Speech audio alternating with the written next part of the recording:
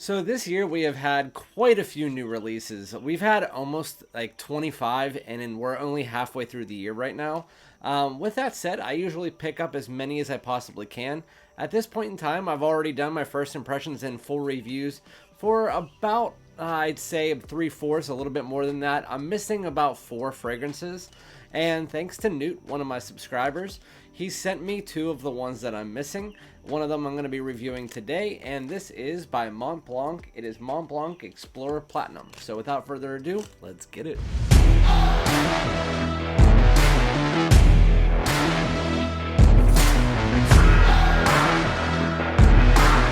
What's going on, my great smelling dudes? Welcome back to my channel. So again, my name is Randy. If you guys don't know, make sure to hit the like button, subscribe, all that good shit so that we can get straight into this video.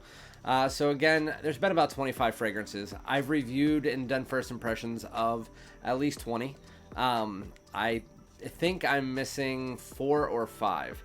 But I choose that. I choose which fragrances I'm picking up and which ones I am waiting until they hit stores. This was going to be one that I waited till I hit stores, but again, thank you to Newt, one of my subscribers, who ended up sending me this and the L'HOMME EDP Platine Privé for me to review, which will be out later this week. So today we're going to be talking about the brand new and newest release from the line from Mont Blanc. It is Explorer Platinum. So, tester card. I sprayed this on one time in my live stream, so this is a glorified first impression. I do know that the note breakdown, because I post all the note breakdowns, and this one was just a 3-note breakdown. It was violet, clary sage, and cedar. I don't exactly get just that from the fragrance, but I'll let you know what I get. I just sprayed it on right here, right now, and I can tell you from this fragrance that it's not going to be for everybody. With that said, it smells good. When you first spray it on, I haven't heard many people talk about it, but there is like an undertoning citrus in the opening. I can't really pinpoint if it's lemon or anything, but it's like a lemony bergamot underneath this heavy clary sage, creamy cedar, but it does smell like a sandalwood, and then a heavy clary sage. Clary sage is the focal point of this fragrance with that warming creamy cedar, but in the opening 15 minutes, you get a slight undertoning citrus, and the violet is definitely more present in the opening 15 minutes than further into the fragrance. I heard some people say that it smelled like coconut in the opening. I don't know where they're getting that, just because it has this creamy freshness to it. It's sandalwood slash cedar. I wouldn't be surprised if there was also sandalwood in this fragrance, but it's sandalwood slash cedar that gives off this creamy vibe, but it doesn't really come off like coconut to me. So when you first spray it on, it's fresh. It's more floral and aromatic and woody than citric, but it's fresh. And it reminds me, and I'm surprised that not many people said that the violet was prominent for them, but for me, the violet is the most prominent note for the first, I'd say, 15 minutes.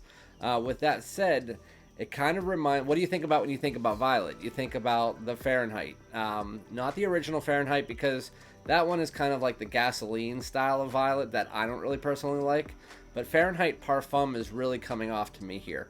That or a Mercedes-Benz Eau de Toilette, but I'll stick with Fahrenheit Parfum because more people know what that smells like. It's that fresher, less oily, florally version of what you get with violet. It's not the watery style violet, but it does provide almost that fresh, kind of rainy feel of the violet. With that said, I'm not going to confuse you guys. So in the opening here, it smells like a mixture of 2 different fragrances. What do you get with warm and spices and woods that are aromatic? You usually are thinking about either on one side, the Dior Homme 2020s, which people have said, or on the other side, Ralph's Club. We're going to save Ralph's Club for later because it does come in. So with that said, in the opening, it is like a mixture of Fahrenheit Parfum mixed with Dior Homme 2020s woods. That's what you have in the opening. Again, it has a little citrus undertone for about 5 minutes, but you're leaning on the violet heavy in the opening. You have some aromatics, that clary sage, some warm, creamy woods, and then as you get about 15 to 20 minutes into the fragrance, once that violet starts to dissipate, this fragrance starts to get more of that creamy cedar, which again comes off kind of like a sandalwood or is a mixture of cedar and sandalwood. Mix that together with a almost sweet aromatic. Clary sage heavy, obviously. That is where the clary sage really does show its face, with a little bit of spice underneath it. A little bit herbaceous, yes. With that said, what is the main note in Ralph's Club? Clary sage. It is a sweet aromatic fragrance that has a warm creamy woods to it. So in this fragrance, even though in the opening it's like Fahrenheit Parfum, because of that violet mixed with Dior Homme 2020, when you get to the dry down, it really does have a nice mixture of Ralph's Club with that sweet aromatic tone mixed with some of that Dior Homme 2020, which is there throughout the entire fragrance. If you don't like any of those three fragrances I just mentioned, you're probably not going to like this fragrance, or you're just going to say meh. But for the most part, it is very easy on the eyes. It's very easy on the nose. It's a nice bottle from what I meant by that. It is a very nice smelling fragrance. But to me, it's just a modern, slightly generic, very easy, safe fragrance. That's what the fragrance is. I'm glad that Newt sent me Explorer Platinum, because of the fact that it does smell nice, and I'll have enough from this decant to wear it 2 or 3 times before the Mont Blancs, like they always do, go down to under $40. When they get under $40, then this is a very good fragrance to wear. Is it going to be one that if I bought right now, this is the way I look at it, I'm going to buy a brand new release if I'm hyped about it. I wasn't hyped about Explorer Platinum, so I didn't buy it automatically. Then, if I get a decant, I decide to myself, is this worth buying now because I love the fragrance so much? Or am I going to be able to wait and get that at a discounted price? Well, Mont Blanc Explorer usually after 2 to 3 months will show up on discounters for $40 or less. With that said, you can get like a 1 ounce for $20. So with this fragrance, I don't think it's good enough to pay retail price. I think it is a good smelling fragrance. I think it's an enjoyable fragrance for people who like the sweet aromatics, the little bit of creamy tones under it. It's a nice fresh fragrance. I think it's more of a spring and fall fragrance that can be worn in the summer. With that said, I don't know much about the longevity of this. It feels like it's projecting at moderate. It's not really my style of fragrance, but it's more of a grown-up, anytime scent, one that you can wear to work, one that you can wear just out on a date. I would say it's pretty much an anytime fragrance. I would say leaning more towards the daytime, but it's definitely work safe, really nice fragrance.